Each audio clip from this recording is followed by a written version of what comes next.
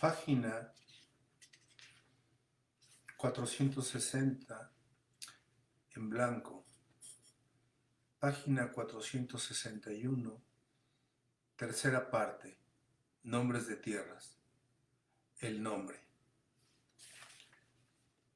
Página 462 en blanco. Página 463. De todas las habitaciones cuya imagen solía yo evocar en mis noches de insomnio, ninguna distaba más en parecido de las habitaciones de Combray, espolvoreadas con una atmósfera granulosa, polinizada, comestible y devota, que aquella del gran hotel de la playa de Balbec, que contenía entre sus paredes pintadas al esmalte, brillantes como el interior de una piscina donde azuleara el agua, un aire puro, azulado y salino. El mueblista bávaro encargado de amueblar el hotel había variado la decoración de las habitaciones y por tres de los lados de aquel cuarto puso, a lo largo de la pared, estanterías bajas rematadas con vitrinas de cristales en los cuales, según el inicio que ocuparan y por un efecto imprevisto, se reflejaba este o aquel cuadro fugitivo del mar, desarrollando así un friso de claras marinas, interrumpido únicamente por los listones de la armadura de madera. Así que el cuarto parecía uno de esos dormitorios que se presentan en las exposiciones Modern Style de mobiliario, adornados con obras de arte que se supone alegrarán la vista de la persona que allí duerme, y que tienen por asunto temas en consonancia con el sitio en donde esté la habitación. Pero también tenía muy poco parecido con el Balbec de verdad, aquel que yo me imaginaba los días de tempestad cuando hacía un aire tan fuerte que Francisca, al llevarme a jugar a los campos elíseos, me decía que no me acercara mucho a las paredes para que no me cayera una teja en la cabeza, mientras que gimoteaba, hablando de los siniestros y naufragios que contaban los periódicos. Mi más ardiente deseo era ver una tempestad en el mar, y más que como un espectáculo hermoso, como un momento de revelación de la vida real de la naturaleza, mejor dicho, es que para mí no eran espectáculos hermosos más que los que yo sabía que no estaban preparados artificialmente para placer mío, sino que eran necesarios e inmutables la belleza de los paisajes o de las obras de arte. Las cosas que me inspiraban curiosidad y avidez eran las que consideraba yo como más verdaderas que mi propio ser, las que tenían valor por mostrarme algo del pensamiento de un gran genio, de la fuerza o la gracia de la naturaleza, tal como se manifiesta entregada a sí misma, sin intervención humana. Lo mismo que no nos consolaríamos de la muerte de nuestra madre oyendo su voz reproducida aisladamente en un gramófono. Igual una tempestad reproducida mecánicamente me habría dejado tan frío como las fuentes luminosas de la exposición.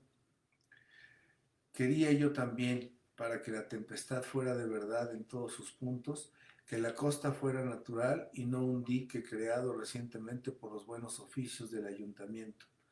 Y es que la naturaleza, por los sentimientos que en mí despertaba, me parecían la cosa más opuesta a las producciones mecánicas de los hombres.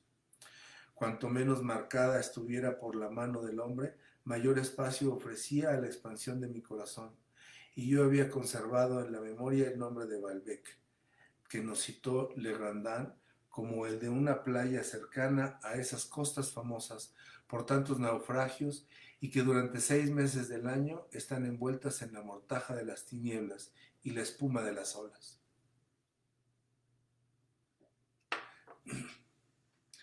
Al andar por allí se siente, decía Legrandin,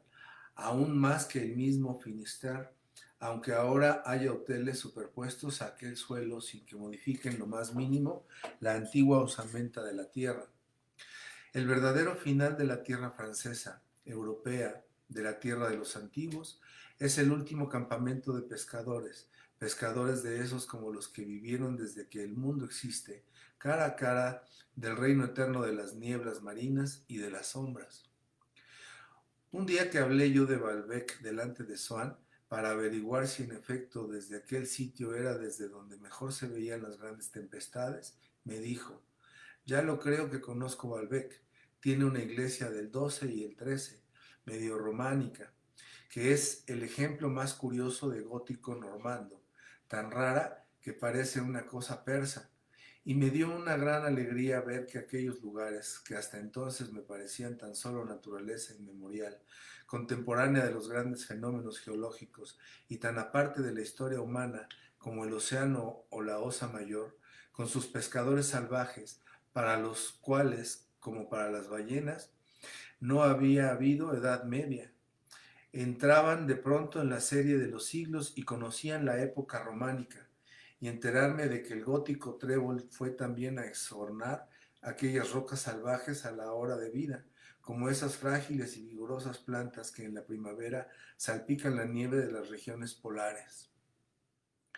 Y si el gótico prestaba a aquellos hombres y lugares una determinación que antes no tenían, también seres y tierras conferían, en cambio, al gótico una concreción de que carecían antes.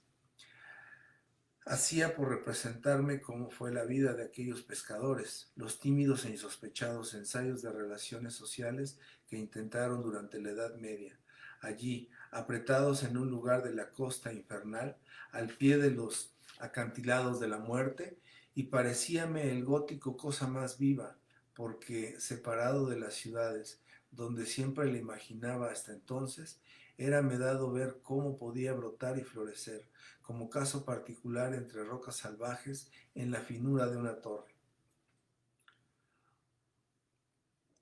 Me llevaron a ver reproducciones de las esculturas más famosas de Baalbek, los apóstoles encrespados y chatos, la Virgen del Pórtico, y me quedé sin aliento de alegría al pensar que iba a poder verlos modelarse en relieve sobre el fondo de la bruma eterna y salada. Entonces, en las noches tempestuosas y tibias de febrero, el viento que soplaba en mi corazón y estremecía con idénticas sacudidas la chimenea de mi cuarto y el proyecto de un viaje a Baalbek, juntaba en mi pecho el anhelo de la arquitectura gótica y el de una tempestad en el mar. Al día siguiente me habría gustado coger aquel hermoso y generoso tren de la 1:22, y cuando veía anunciada su hora de salida en los carteles de viajes circulares de la compañía de ferrocarriles, me palpitaba el corazón con más fuerza. Esa hora parecíame que abría en la tarde una deliciosa brecha, una señal misteriosa, indicadora de que, de allí en adelante, las horas tomaban un nuevo rumbo y seguían llevándonos, sí, a la noche y a la mañana del día siguiente, pero noche y mañana que no ocurrían en París, sino en uno de aquellos pueblos por donde pasaba el tren, el que nosotros quisiéramos escoger, porque paraba en Bayeux, Coutances, Vitré, Questembert, Pontorson, Baalbek, Lannion, Lambert, Benaudet, Pont-Aven y Quimperlé, e iba avanzando con esa magnífica carga de nombres que me ofrecía y de los cuales no sabía yo elegir porque era imposible sacrificar ninguno. Sin esperar siquiera aquel tren, dándome prisa a vestirme, habría podido coger el de la noche, si mis padres me hubieran dejado para llegar a Baalbek a la hora de iniciarse el alba sobre aquel furioso mar, contra cuyas espumeantes salpicaduras habría buscado refugio en la iglesia de estilo persa.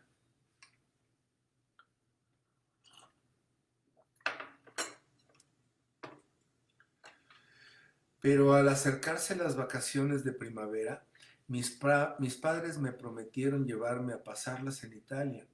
y en lugar de aquellas ilusiones de tempestad que me henchían el ánimo, sin más deseos que ver las olas precipitarse por todas partes, encaramado cada vez más arriba, en la parte más salvaje de la costa, junto a iglesias escarpadas y rugosas como acantilados con torres donde chillarían aves de mar, me invadió, borrando las otras, despojándolas de todo su atractivo, excluyéndolas porque eran opuestas y solo servirían para quitar fuerza a esta nueva ilusión contraria, la de una primavera delicadísima, no como la de Combray, que aún picaba ásperamente con las agujillas de la escarcha, sino esa que estaba ya cubriendo de lirios y de anémonas los campos de Fiesole y deslumbraba a Florencia con fondos de oro como los del Angélico. Desde entonces solo aprecié rayos de luz, perfumes y colores porque la alternativa de las imágenes produjo en mí un cambio de frente del deseo y un cambio total de tono, casi tan brusco como los que suele haber en música en mi sensibilidad. Y luego ya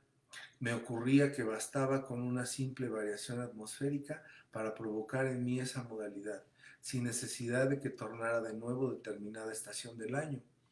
porque muchas veces en tal tiempo del año se encuentra un día extraviado que pertenece a otra estación distinta y que tiene la propiedad de hacernos vivir en esa época, evocando sus placeres, haciéndonoslo desear y que viene a interrumpir las ilusiones que nos estábamos forjando, colocando fuera de su sitio, más acá o más allá, esa hoja arrancada de otro capítulo en el calendario interpolado de la felicidad.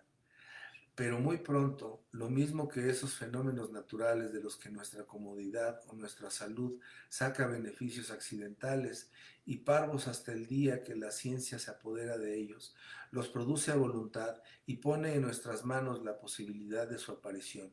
sustrayéndola de la tutela y capricho del azar. Así la producción de esos sueños del Atlántico y de la Italia escapó al exclusivo dominio de los cambios de estaciones y de tiempo. Y para hacerlos revivir bastábame con pronunciar esos nombres: Balbec, Venecia, Florencia, en cuyo interior acabé por acumular todos los deseos que me inspiraron los lugares que designaban, aunque fuera en primavera, el encontrarme en un libro con el nombre de Balbec. Bastaba para darme apetencia del gótico normando y de las tempestades, y aunque hiciera un día de tormenta, el nombre de Florencia o de Venecia me entraba en deseos de sol, de lirios, de Palacio de los Dux y de Santa María de las Flores.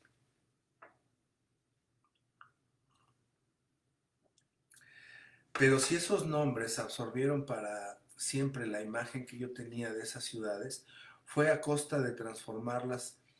de someter su reaparición en mí a sus leyes propias, de modo que esa imagen ganó en belleza, pero también se alejó mucho de lo que en realidad eran esas ciudades de Normandía o de la Toscana, y así, aumentando los arbitrios goces de mi imaginación, agravaron la decepción futura de mis viajes,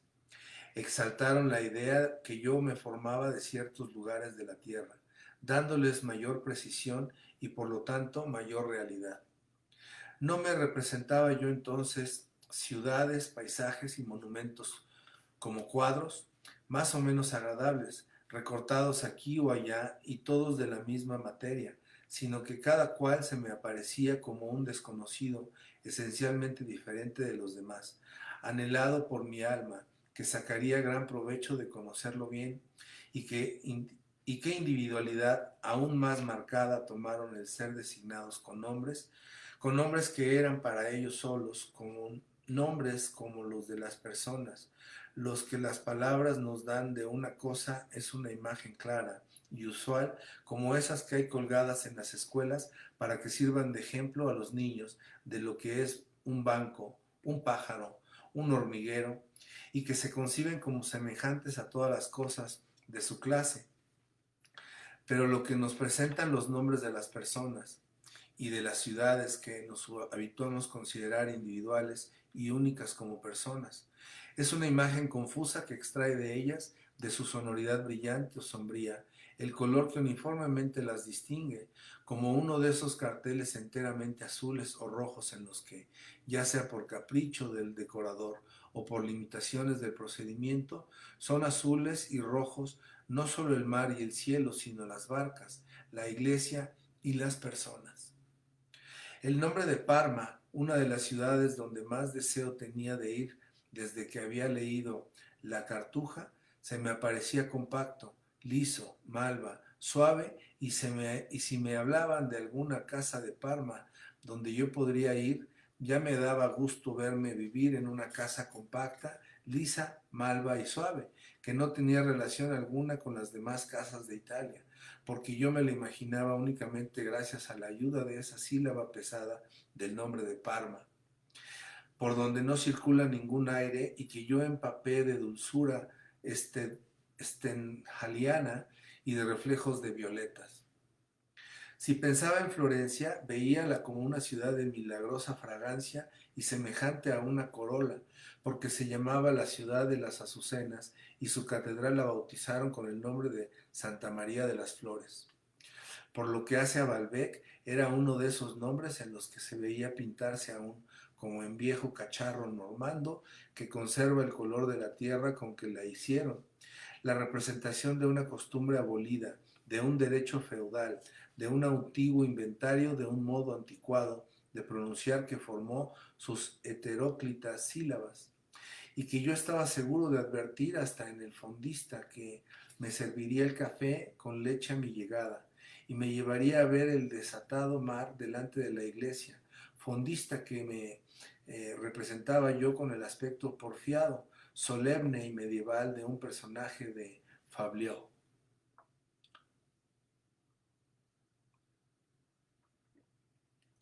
Si mi salud hubiera ido afirmándose y lograra permiso de mis padres, ya que no para ir a vivir a Balbec, pero por lo menos para tomar una vez el tren de la 1:22, que tantas veces tomé en la imaginación,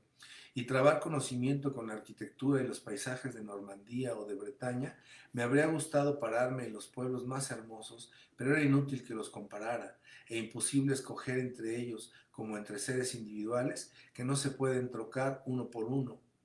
¿Cómo decidirse por uno de esos nombres? Bayou, tan alto, con su noble encaje rojizo y la cima iluminada por el oro viejo de su última sílaba. Vitré, cuyo acento agudo dibujaba rombos de negra madera en la vidriera antigua. El suave Lambal, que en su blancura tiene matices que van del amarillo de huevo al gris perla. Coutances, catedral normanda, coronada con una torre de manteca por su diptongo final, grasiento y amarillo. Lannion, silencio pueblerino, roto por el ruido de la galera escotada de moscas. Questembert, Pontorson, sencillotes irrisibles, plumas blancas, picos amarillos y diseminados en el camino de aquellas tierras fluviátiles y poéticas. Benodet, nombre aguantado por una leve amarra que parece que se la va a llevar el río entre sus algas. Pont-Aven, revuelo blanco y rosa del ala de un leve sombrero que se refleja temblando en las aguas verdinosas del canal. Quimperlé, muy bien amarrado, que está desde la Edad Media entre arroyuelos, todo murmurante, de color perla como esa grisalla que dibujan a través de las telas de araña de las vidrieras los rayos del sol convertidos en enmohecidas puntas de plata parda. Había otra razón para que aquellas imágenes fueran falsas, y es que, forzosamente, estaban muy simplificadas. Indudablemente, había yo encerrado en el refugio de unos nombres esas aspiraciones de mi imaginación, que mis sentidos percibían solo a medias y sin ningún placer en el presente, y como en ellos fui acumulando ilusiones, eran imán para mis deseos, pero como los nombres son muy grandes, todo lo más que yo podía guardar en ellos eran las 2 o 3 curiosidades principales del pueblo, que se yuxtaponían sin intermedio, y en el nombre de Balbec veía yo, como en esos cristalitos de aumento que hay en la punta de los portaplumas que se venden como recuerdo de una playa, alborotadas olas alrededor de una iglesia persa. ¿Acaso la simplificación de estas imágenes fue motivo del imperio que sobre mí tomaron? Cuando mi padre decidió un año que fuéramos a pasar las vacaciones de Pascua de Resurrección a Florencia y a Venecia, como no me quedaba sitio para meter en el nombre de Florencia los elementos que, por lo general, componen una ciudad, no tuve otro remedio que inventar una villa sobrenatural, nacida de la fecundación de lo que yo creía ser esencialmente el genio de Giotto por algunos perfumes primaverales. A lo sumo, y como en un nombre no cabe más tiempo que espacio, el nombre de Florencia, lo mismo que algunos cuadros de Giotto que muestran a uno mismo personaje en dos momentos distintos de la acción. Aquí acostado en su cama, allí preparándose a montar a caballo, se me aparecía dividido en dos compartimientos. En uno, bajo un arquitectónico dosel, contémplase un fresco y una cortina de sol matinal, polvoriento, oblicuo y progresivo, parcialmente superpuesta a la pintura. En el otro, porque como para mí los nombres no eran un ideal inaccesible, sino un ambiente real donde yo iba a hundirme, la vida intacta y pura que en ellos me figuran dada a los placeres más materiales y a las más sencillas escenas, la seducción que tienen en los cuadros primitivos, iba yo atravesando rápidamente, en busca del almuerzo que me esperaba con frutas y vino de Chianti, el Ponte Vecchio, todo lleno de junquillos, de narcisos y anémonas. Y aún estando en París, eso es lo que yo veía, y no las cosas que tenía a mi alrededor. Hasta si se mira desde un simple punto de vista realista, ocupan más espacio en nuestra vida las tierras que a cada momento deseamos que aquella en que realmente vivimos. Evidentemente, si yo me hubiera fijado más en lo que había en mi pensamiento cuando yo pronunciaba las palabras de ir a Florencia, a Parma, a Pisa, a Venecia, me habría dado cuenta de que lo que yo veía no era una ciudad, sino algo tan diferente de todo lo que yo conocía, tan delicioso como podría ser para una humanidad cuya vida se desarrollara siempre en anocheceres de invierno, la desconocida maravilla de una mañana de primavera. Esas imágenes irreales, fijas, las mismas siempre, que llenaban mis días y mis noches, diferenciaron aquel periodo de mi vida de los que le precedieron, y que habría podido ser confundido con ellos por un observador que no viera las cosas más que desde fuera, esto es, que no viera nada. Lo mismo que en una ópera introduce una novedad, un motivo melódico que no se podría sospechar si nos limitáramos a leer el libreto, y menos aún si nos estuviéramos fuera del teatro contando los cuartos de hora que transcurren. Y ni siquiera desde este punto de vista de la simple cantidad son iguales los días de nuestra vida.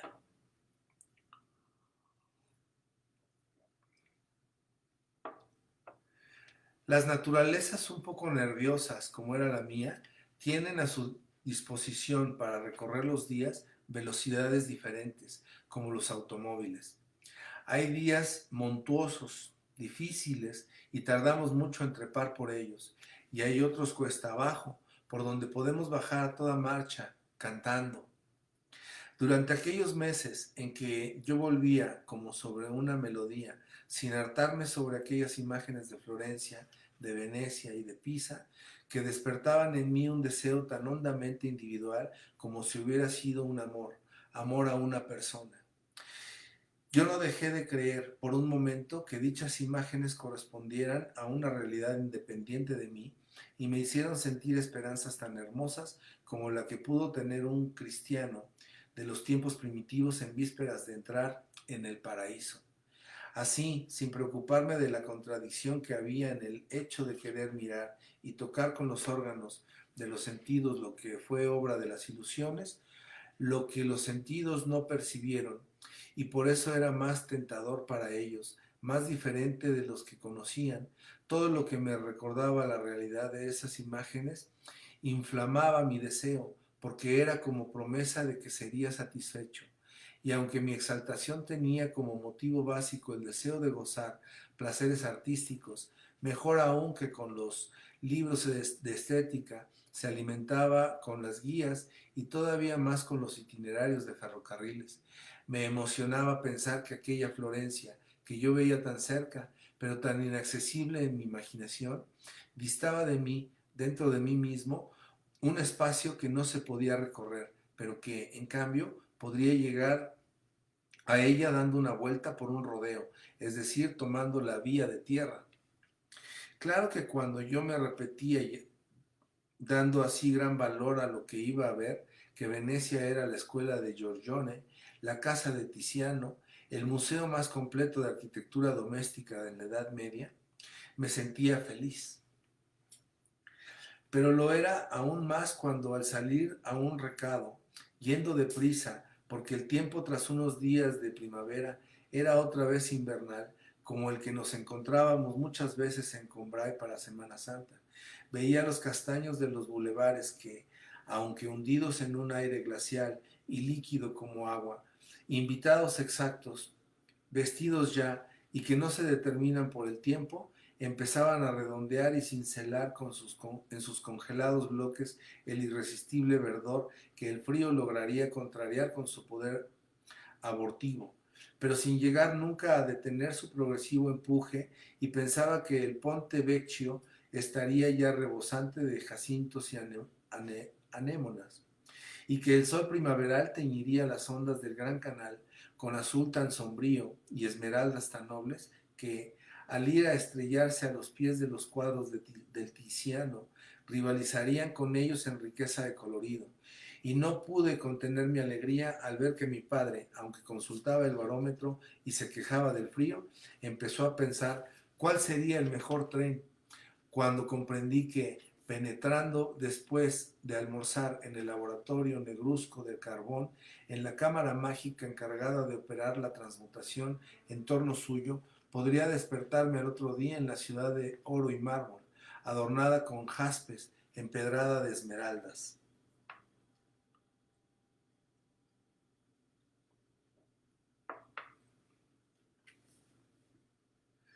De modo que ella,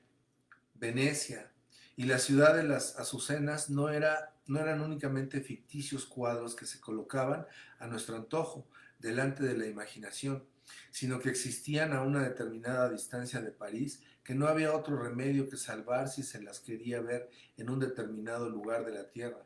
y no en ningún otro. En una palabra, que eran perfectamente reales, y todavía no fueron más para mí cuando papá, diciéndome: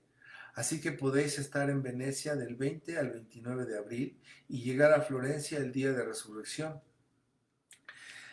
Las sacó a las dos, no ya solo del espacio abstracto, sino de ese tiempo imaginario donde situamos algo más que un viaje único, muchos viajes simultáneos y sin gran emoción, porque sabemos que son posibles, de ese tiempo que se rehace también, que podemos pasarle en una ciudad cuando ya le hemos pasado en otra, y consagró a ambas ciudades días particulares que son el certificado de autenticidad de los objetivos en que se emplean, porque esos días únicos se consumen con el uso,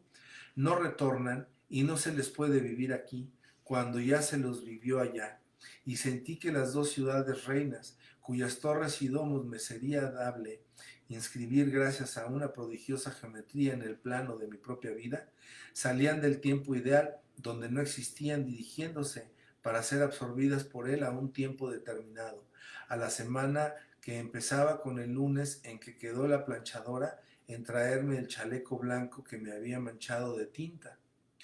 Pero ese no era más que el primer paso hacia el último grado de la alegría, que por fin llegó cuando oí decir a mi padre: puede que aún haga frío en el Gran Canal. Por si acaso debes meter en el baúl tu abrigo de invierno y tu americana gruesa.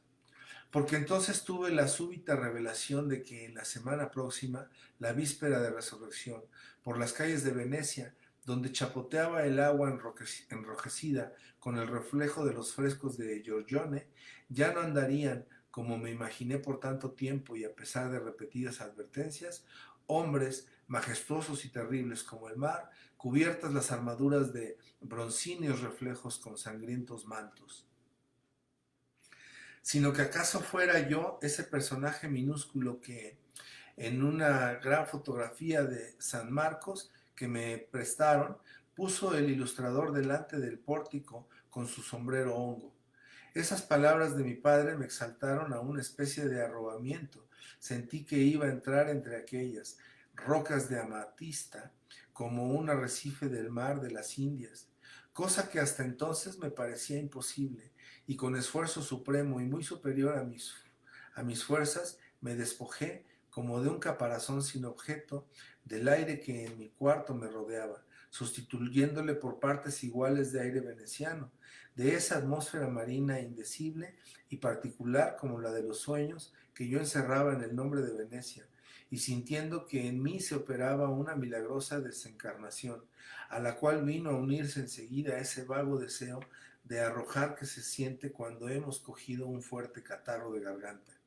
Y me tuve que meter en la cama con una fiebre tan persistente que el médico dijo que no solo había que renunciar al viaje a Florencia y a Venecia, sino que era menester evitarme, cuando estuviera restablecido, todo motivo de agitación y abstenerse de cualquier proyecto de viaje, por lo menos durante un año.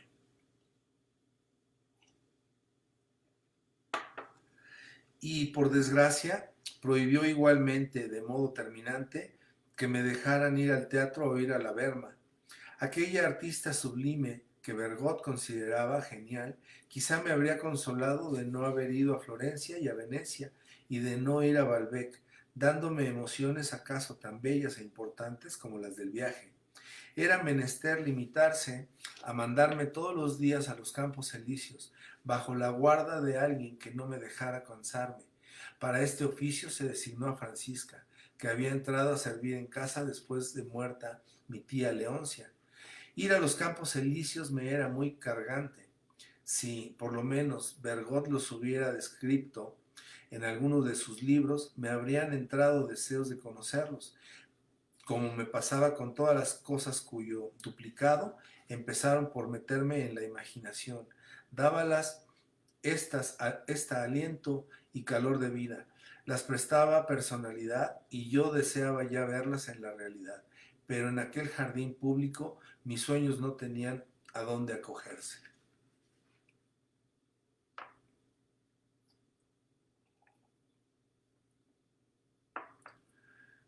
Un día, como estaba muy aburrido, en nuestro sitio de siempre, junto al tío vivo, Francisca me llevó a una excursión al otro lado de la frontera que defendían, separados por espacios iguales, los bastiones de los vendedores de barritas de azúcar, a aquellas regiones vecinas pero extranjeras, donde se ven caras desconocidas y por donde pasa el coche de las cabritas. Luego volvió a recoger sus bártulos que había dejado en su silla junto a un macizo de laureles. Estaba esperándola paseando por la pradera de raquítico y corto césped, amarillenta por el sol y que tenía al final un estanque dominado por una estatua, cuando salió del paseo dirigiéndose a una muchachita de pelo rojizo que estaba jugando al volante enfrente del estanque. Otra que se iba poniendo su abrigo y guardando su raqueta, y que la gritó con voz breve: Adiós, Gilberta, me voy. No se te olvide que esta noche, después de cenar, vamos a tu casa.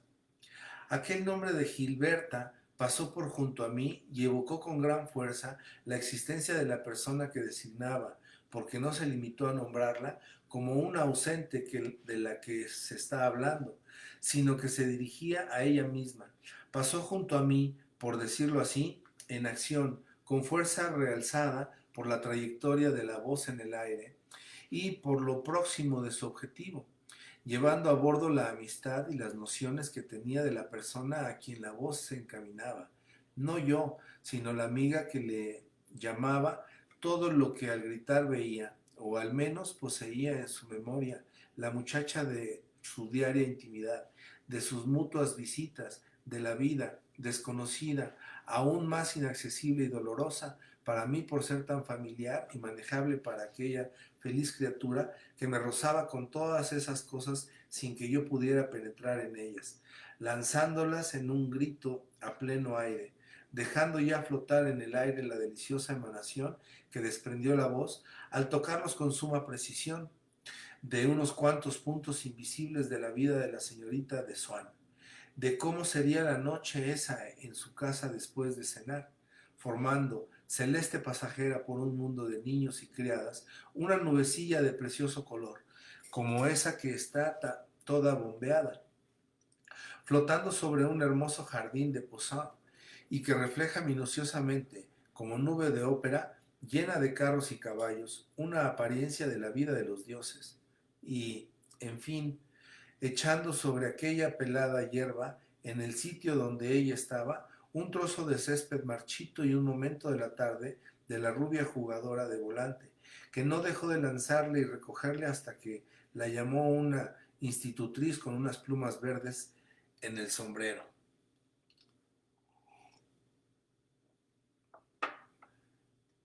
Una franjita maravillosa de color de heliotropo, impalpable como un reflejo y superpuesta como una alfombra, que yo no me cansé de pisar en paseos lentos, nostálgicos y profanadores, mientras que Francisca no me gritó: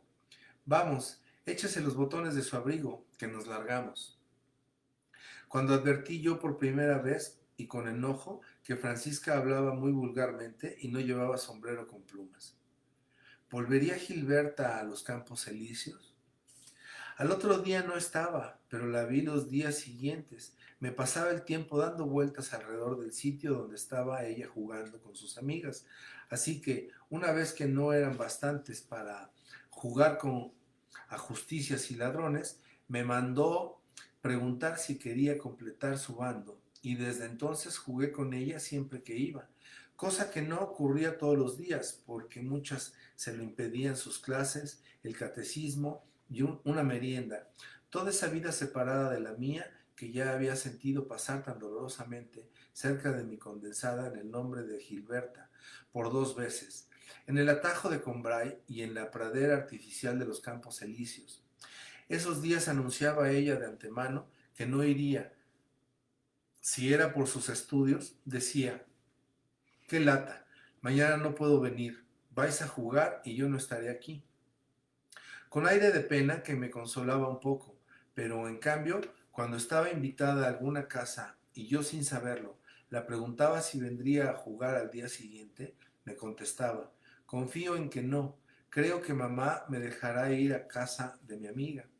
Por lo menos esos días ya sabía que no iba a verla, mientras que otras veces su madre se la llevaba de improviso a hacer compras y al otro día decía Gilberta: ah, sí, salí con mamá, como si eso fuera una cosa tan natural y no la mayor desgracia posible para cierta persona.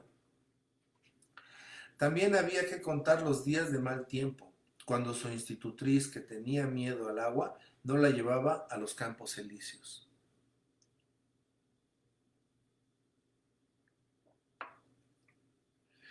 Así que, cuando el cielo estaba dudoso, yo desde por la mañana no dejaba de mirar arriba y me fijaba en todos los presagios. Si veía a la señora de enfrente junto a la ventana poniéndose el sombrero, me decía yo: esa señora va a salir de modo que hace tiempo de salir.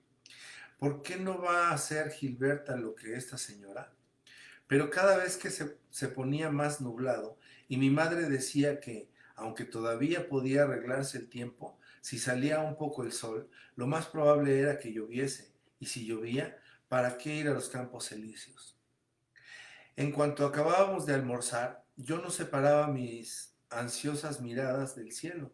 anubarrado e incierto, seguía nublado. Por detrás de los cristales veíase un balcón gris, y de pronto, en un tristón piso de piedra, observaba yo no un color menos frío, sino un esfuerzo por lograr un color menos frío,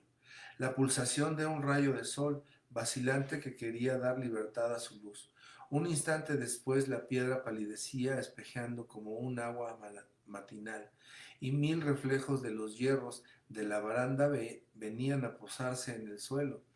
Dispersaban un soplo de viento, se ennegrecía otra vez la piedra, pero como si estuviera domesticados,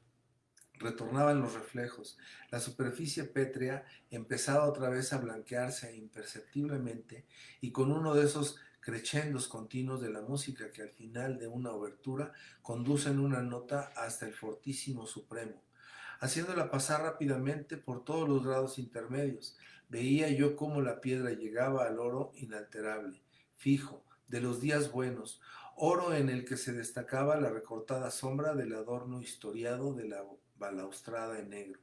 como una vegetación caprichosa, con tal tenuidad en la delineación de los menores detalles que delataba la satisfacción de un artista que ha trabajado a conciencia, y con tal relieve, tal densidad en sus masas sombrías, tranquilas y descansadas, que en realidad aquellos reflejos largos y floridos que reposaban en el lago de sol parecían como si tuvieran conciencia de que eran garantía de calma y de felicidad. Hiedra instantánea, flora parasitaria y fugitiva, la más incolora, la más triste y con mucho, de todas las que pueden trepar por una pared o adornar una ventana, hiedra para mí más cara que todas desde que apareció en el balcón como la sombra misma de Gilberta, que quizá estaba ya en los Campos Elíseos, que me diría en cuanto yo llegara: vamos a empezar a jugar a justicias y ladrones, usted está en mi bando. Hiedra frágil que un soplo arrancaba, pero que no dependía de la estación del año, sino de la hora, promesa de la felicidad inmediata que el día niega o concede, de la felicidad inmediata por excelencia, de la felicidad del amor. Hiedra más suave y más cálida allí en la piedra que el fino musgo, hiedra viva que con un rayo de sol nace y da alegría hasta en el mismo corazón del invierno.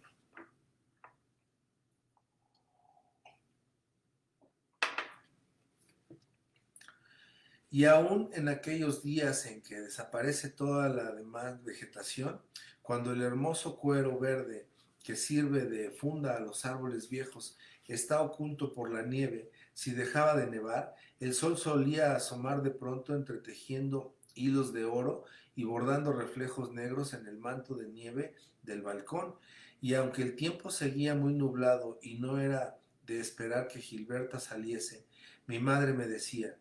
ya hace bueno otra vez, podías probar ir un poco a los Campos Elíseos. Y aquel día no encontrábamos a nadie, o solo a una niña que ya iba a marcharse y que me aseguraba que Gilberta no salía. Las sillas, abandonadas por el cónclave imponente pero friolero de las institutrices, estaban vacías. Solo había sentada junto al césped una dama de cierta edad, que iba al jardín, hiciera el tiempo que hiciera, vestida siempre del mismo modo magnífico y sombrío. Habría yo sacrificado por trabar conocimiento con tal dama las mejores cosas de mi vida futura, si el trato hubiera sido posible. Porque Gilberta iba a saludarla todos los días, la señora preguntaba a Gilberta cómo estaba su encanto de mamá, y se me figuraba que si yo la hubiera conocido sería ella para Gilberta un ser distinto, un ser que conocía a los amigos de sus padres. Mientras que sus nietos andaban por allí jugando, ella leía los debates, que llamaba mis debates, y por eso dejo y por dejo aristocrático. Al hablar de la cobradora de las sillas o del guarda, decía: mi antiguo amigo el guarda, o ya somos amigas viejas las de las sillas y yo.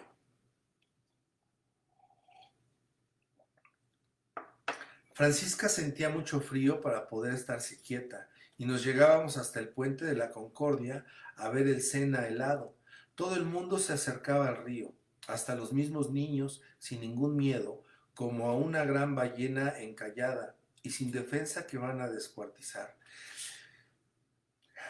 Volvíamos a los Campos Elíseos. Yo me arrastraba lánguidamente, dolorido, entre el tío vivo y la pradera artificial, toda blanca, cogida en la red de los paseos, que ya habían limpiado de nieve, y con su estatua que ahora tenía en la mano una varilla de hielo con la que parecía justificar su actitud. La señora anciana dobló sus debates, preguntó qué hora era a una niñera que pasaba por allí y la dio las gracias por su gran amabilidad. Y luego suplicó al barrendero que dijera a sus nietos que volvieran porque la abuelita tenía frío, y añadió: se lo agradeceré infinito y dispénseme que no me atreva a molestarle. De pronto rasgóse el aire y en el hermoseado horizonte entre el circo y el teatro Guiñol asomó el verde plumero de la institutriz, destacándose sobre el cielo que empezaba a abrir. Y Gilberta venía a todo correr hacia mí, radiante, encarnada, con su cuadrada gorra de piel, excitada por el frío, por el retraso y por el deseo de jugar. Un poco antes de llegar dejó que sus pies se deslizaran sobre el helado suelo,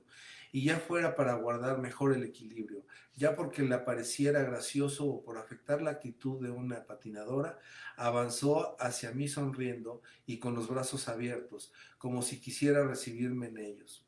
Bravo, bravo. Eso está muy bien. Si yo no fuera de otra época, del antiguo régimen, diría eso que dicen ustedes que es muy chic, muy valiente, el venir sin miedo a la nieve,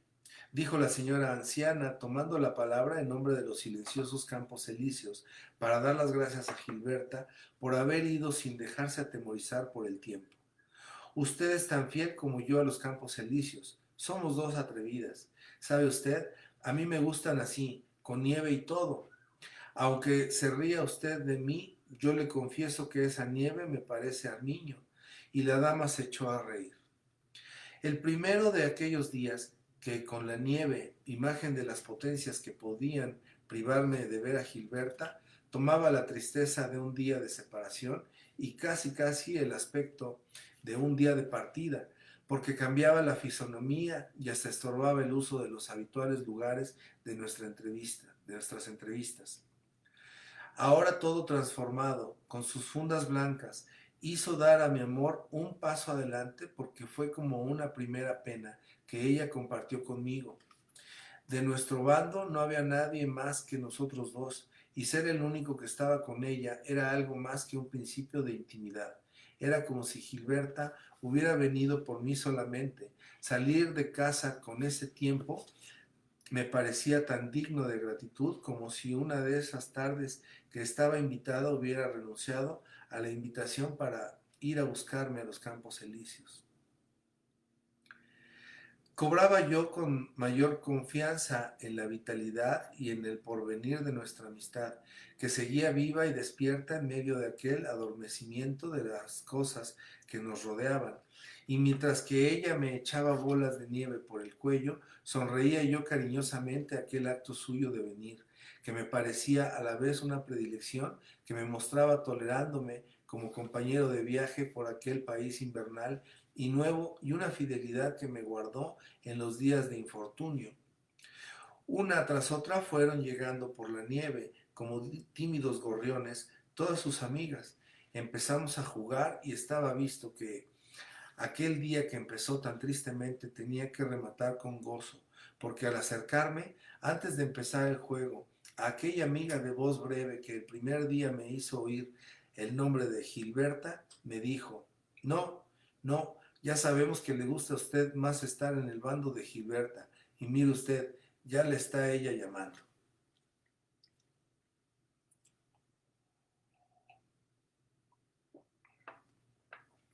Y en efecto, me llamaba para que fuese a jugar a la pradera de nieve, a su campo, que el sol convertía dándola con sus rosados reflejos el metálico desgaste de los brocados antiguos en un campo de oro.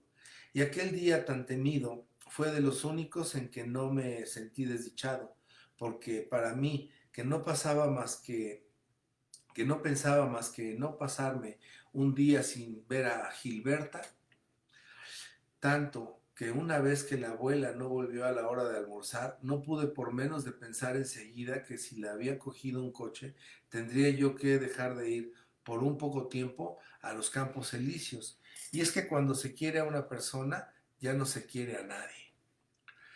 Sin embargo, esos momentos que pasaba junto a ella, tan impacientemente esperados desde el día antes, que me habían hecho temblar, por lo que lo habría sacrificado todo, no eran en ningún modo momentos felices, de lo cual me daba cuenta perfectamente, porque eran los únicos momentos de mi vida a los que yo aplicaba una atención meticulosa y encarnizada, sin descubrir ni un átomo de placer en ellos. El tiempo que pasaba lejos de Gilberta sentía deseos de verla, porque a fuerza de intentar continuamente representarme su imagen, acababa por fracasar en mi empeño y por no saber exactamente a qué figura correspondía mi amor. Además, ella aún no me había dicho nunca que me quería. Por el contrario, sostenía muchas veces que tenía amigos mejores, que yo era un buen camarada con quien le gustaba jugar, a pesar de ser un poco distraído y no estar muchas veces en el juego. Y varias veces me había dado muestras aparentes de frialdad que quizá habrían quebrantado mi creencia de que yo era para Gilberta un ser distinto de los demás. Caso de haber considerado como fuente de esta creencia un posible amor de Gilberta a mí, y cuando en realidad yo sabía que no tenía otro fundamento que el amor que yo sentía por Gilberta. Con lo cual era mucho más resistente porque así dependía de aquel modo forzoso que por una necesidad interior tenía yo de pensar en Gilberta.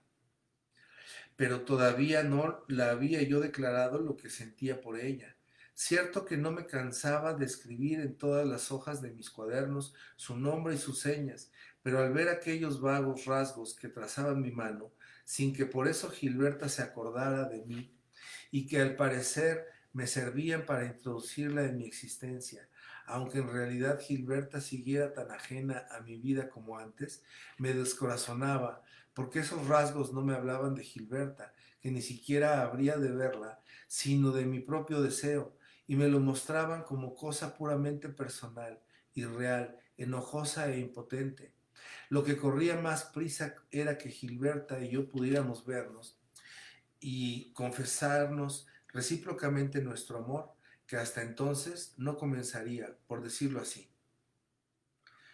Indudablemente los motivos que me inspiraban tanta impaciencia por verla habrían tenido menor imperio sobre un hombre maduro,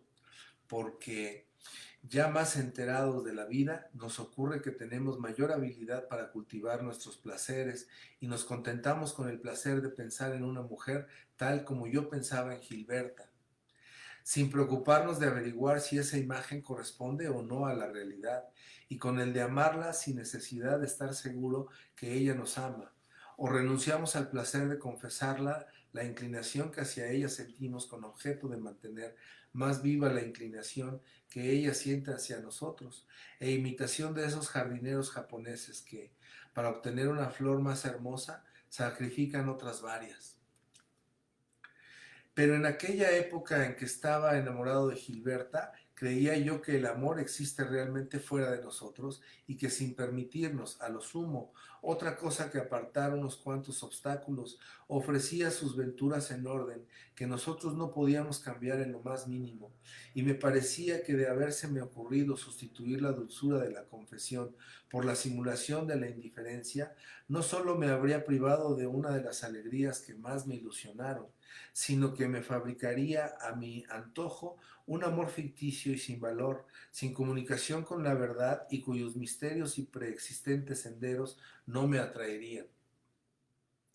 Pero al llegar a los campos elíseos y pensando que iba ya a poder confrontar mi amor para imponerle las rectificaciones exigidas por sus causas viva e independiente de mí, en cuanto me hallaba delante de esa Gilberta Swan, con cuya viva estampa contaba yo para refrescar las imágenes que mi cansada memoria no podía ya encontrar, de esa Gilberta Swan con la que jugué la víspera y a la que acababa de conocer y de saludar, gracias a un instinto ciego como el que al andar nos pone un pie delante del otro antes de tener tiempo de pensarlo.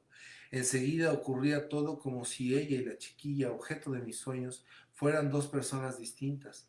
Por ejemplo, si desde el día antes llevaba yo en la memoria unos ojos fogosos, en unas mejillas lentas y brillantes, el rostro de Gilberta, ofrecíame ahora insistentemente algo de lo que precisamente no me acordé, un agudo afilarse de la nariz, que iba a asociarse inmediatamente a otros rasgos fisonómicos y lograba la importancia de esos caracteres que en una vida natural definen una especie, cambiándola en una muchacha que podría incluirse en el género de las de hocico puntiagudo.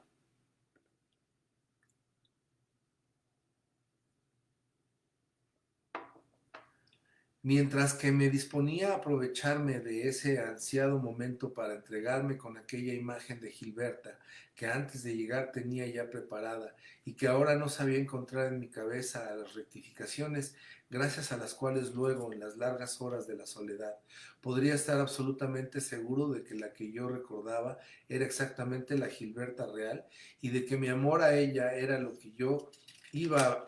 agrandando poco a poco como una obra que estamos componiendo. Gilberta me daba una pelota, y lo mismo que el filósofo idealista que con su cuerpo se fija en el mundo exterior sin que su inteligencia crea que existe realmente, el mismo yo que me obligara a saludarla antes de haberla reconocido, se apresuraba a hacerme coger la pelota que me tendía ella, como si Gilberta fuera un compañero con quien venía yo a jugar y no un alma hermana con la que venía a unirme, y me hacía hablarla por educación de mil cosas amables e insignificantes, impidiéndome de ese modo que guardara el silencio que acaso me habría permitido llegar a coger la imagen urgente y extraviada, o que la dijera las palabras que serían paso definitivo para nuestro amor, y con las que ya no podía contar hasta la tarde siguiente. Sin embargo, el amor nuestro daba algunos pasos adelante. Un día fuimos con Gilberta hasta el puesto de nuestra vendedora, que estaba siempre muy amable con nosotros, porque a ella le compraba siempre el señor Swan su pan de especias, que consumía por razón de higiene en gran cantidad, por padecer una eczema congénito y el estreñimiento de los profetas. Y Gilberta me enseñó riéndose,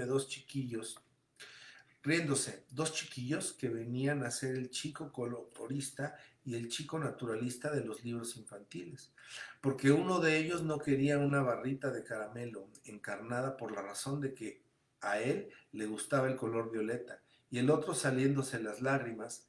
se negaba a aceptar una ciruela que su niñera quería comprarle, porque, según dijo con mucho empeño, le gustaba más la otra porque tenía gusano.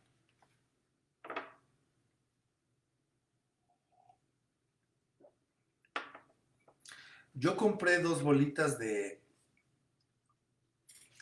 perra chica y miraba todo admirado las bolitas de color de ágata, luminosas y cautivas, en un plato especial que me parecían valiosísimas porque eran rubias y sonrientes como chiquillas y porque costaban a 2 reales la pieza. Gilberta, que siempre llevaba más dinero que yo, me preguntó cuál me gustaba más. Tenían la transparencia y el matiz de cosas vivas. Mi gusto hubiera sido que no sacrificara ninguna, que hubiera podido comprarlas y liberarlas a todas, pero al cabo la indiqué una del mismo color que sus ojos. Gilberta la cogió, buscó su reflejo dorado, la acarició, pagó el precio del rescate y enseguida me entregó su cautiva diciéndome: tenga usted, para usted, se la doy como recuerdo.